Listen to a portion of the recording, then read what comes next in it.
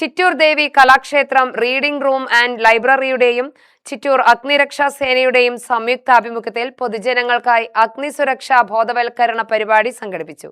വീടുകളിലും സ്ഥാപനങ്ങളിലും ഉണ്ടാകാവുന്ന അഗ്നിബാധകൾ മുൻകൂട്ടി പ്രതിരോധിക്കുന്നതിനും അടിയന്തര സാഹചര്യങ്ങളിൽ സ്വീകരിക്കേണ്ട മുൻകരുതലുകൾ ജനങ്ങളിലേക്ക് എത്തിക്കുന്നതിനുമായിരുന്നു പരിപാടി.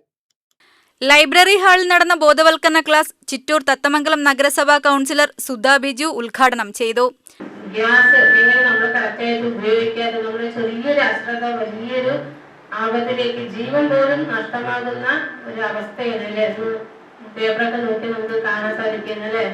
അപ്പോൾ നമ്മൾ എങ്ങനെ ആ ഒരു ഇതിനെങ്ങനെ പരിഹാരം കണ്ടെത്താം, ഇതെങ്ങനെ നമ്മൾ കറക്റ്റായിട്ട് നമ്മൾ ഗ്യാസും ഇതൊക്കെ ഉപയോഗിക്കാം. അതേപോലെ തന്നെ നമ്മൾ വെള്ളപ്പൊക്കം ആയിക്കോട്ടെ, വെള്ളം ഇപ്പൊ ഈ കാലവർഷത്തിൽ വന്നിട്ടില്ലെങ്കിലും എങ്ങനെ സാധാരണയായിട്ട് വെള്ളപ്പൊക്കം അതേപോലെ തീപിടുത്തങ്ങൾ ഉണ്ടാകുന്നത്. അപ്പൊ നമ്മുടെ ജീവൻ പണയപ്പെടുത്തിക്കൊണ്ട് തന്നെ നമ്മുടെ ഫയർ ആൻഡ് റെസ്ക്യൂ ഉദ്യോഗസ്ഥര് രാവും പകലും ഇല്ലാതെ ജോലി ചെയ്യുന്നുണ്ട്. അവര് നമുക്ക് വേണ്ടി പല കാര്യങ്ങൾ ചെയ്തിട്ടുണ്ട്. അപ്പൊ അവര് എങ്ങനെ ഈ അപകടങ്ങൾ ഒഴിവാക്കാന്നുള്ളതിനെ കുറിച്ചുള്ള ബോധവൽക്കരണ ക്ലാസ് ആണ് നമുക്ക് പറഞ്ഞു തരാനായിട്ട് രണ്ട് ഉദ്യോഗസ്ഥർ നമ്മുടെ ചുറ്റൂര് ഫയർ ആൻഡ് റെസ്ക്യൂ ഓഫീസേഴ്സ് എത്തിയിട്ടുണ്ട്. നിങ്ങൾ കാര്യമായി തന്നെ നിങ്ങൾ ചോദിച്ചു മനസ്സിലാക്കുക. നിങ്ങളുടെ എല്ലാ സംശയവും മാറ്റി തരാനായിട്ട് അവർക്ക് സാധിക്കും.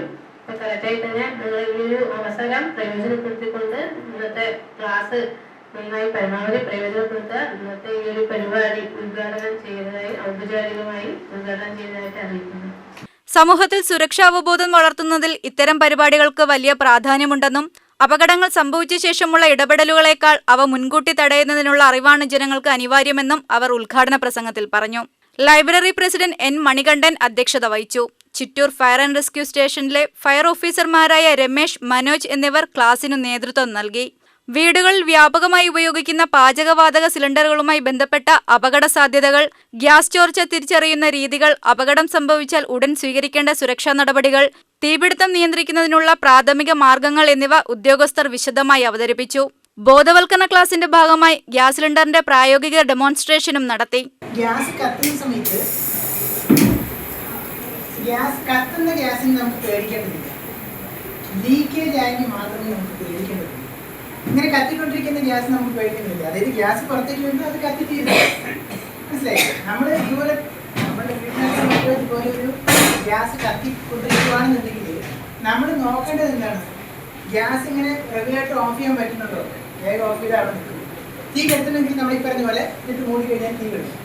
ഇത് രണ്ടും ചെയ്യാൻ പറ്റുന്നില്ല എങ്കിൽ എന്ത് ചെയ്യും? ഇത് കത്തിക്കൊണ്ടിരിക്കുമ്പോൾ പ്രശ്നമില്ല. പ്രശ്നം വരുന്ന എപ്പോഴാണ്? ഈ കത്തിക്കൊണ്ടിരിക്കുന്ന തീ അടുത്തുള്ള എന്തെങ്കിലും കത്താൻ പര്യാപ്തമായിട്ടുള്ള വസ്തു ഉണ്ടെങ്കിൽ അതേപോലെ ചേർന്ന് വരും. അപ്പോഴാണ് വലിയൊരു തീപിടുത്തമായി മാറുന്നത്. നമുക്ക് പിന്നെ തിരിച്ചാക്കിയിട്ടാണ്. അതായത് നനഞ്ഞ തുണി എടുക്കുക. നനഞ്ഞ തുണി എന്ന് പറയുന്നത് നമുക്ക് ഓക്സിജൻ കട്ട് ചെയ്യാനായിട്ട് നനഞ്ഞ തുണിയുടെ ആവശ്യമില്ല. പക്ഷെ എന്തിനാണ് നനഞ്ഞ തുണി എടുക്കുന്നത്? അതായത് ഇതിന്റെ ചൂട് കുറയ്ക്കാൻ വേണ്ടിയിട്ടാണ്. കത്തുന്നതിന് നമ്മളൊരു മുൻകൂട്ടി രീതി അടച്ചു. എന്നിട്ട് എന്ത് ചെയ്യണം? റെഗുലേറ്റർ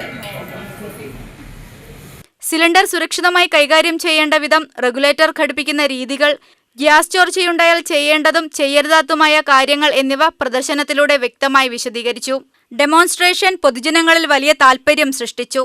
പരിപാടിയിൽ പങ്കെടുത്ത നിരവധി വീട്ടമ്മമാർ ഗ്യാസ് സിലിണ്ടർ ഉപയോഗവുമായി ബന്ധപ്പെട്ട സംശയങ്ങൾ ഉദ്യോഗസ്ഥരോട് നേരിട്ട് ചോദിക്കുകയും ഓരോ ചോദ്യത്തിനും ഫയർ ആൻഡ് റെസ്ക്യൂ ഉദ്യോഗസ്ഥർ വ്യക്തവും പ്രായോഗികവുമായ മറുപടികൾ നൽകുകയും ചെയ്തു.